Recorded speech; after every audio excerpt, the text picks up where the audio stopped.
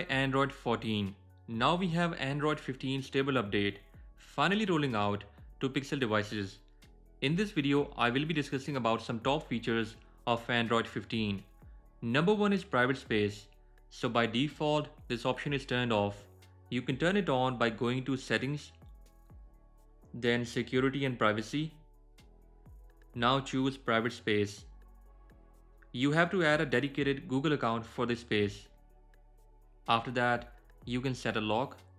That can be a new lock for this private space. And you can pick those apps that you want in this space. So that's how you can set it up. This private space will be sitting right here at the bottom of your apps section. You can unlock this private space by tapping right here. Every photo taken with this camera app will not be shown in your regular Photos app. In the same way, you can browse the web in private mode. That will be separate from this Chrome browser. And you can also keep any files here that will remain hidden or private. What are you going to use this private space for? Let me know about it in the comment section. By the way, these back animations are also new with Android 15. Now they are a bit smooth and more refined. Next up, we have Bluetooth. Bluetooth will now turn back on automatically when you turn it off. But you can also turn off this option too if you are not going to use Bluetooth at all. When you press volume key and press on these three dots, this will open an entire volume menu like volume for calls, for ringtone and more.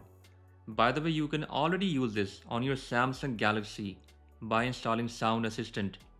We also have live captions option here in this menu, and that's kinda useful. Next up, theft detection lock makes its way to Google Pixel phones thanks to the latest security patch. This feature is now here. Simply go to settings, now security and privacy, choose device unlock, and now tap on theft protection. Just enable these two options for extended security of your device. This will use motion sensors on your phone to detect if someone tried to snatch your phone, and the phone will lock itself automatically. There is a new color contrast option. For example, if I go to settings, now display and touch, that is right here. So this is the new color contrast option that will help you to see headings and information more clearly. Wallpaper option is now also redesigned, having that color contrast option too, right here. A great new option has been added for Wi-Fi that uses a randomized MAC address, and it also hides device name that is shared with the network.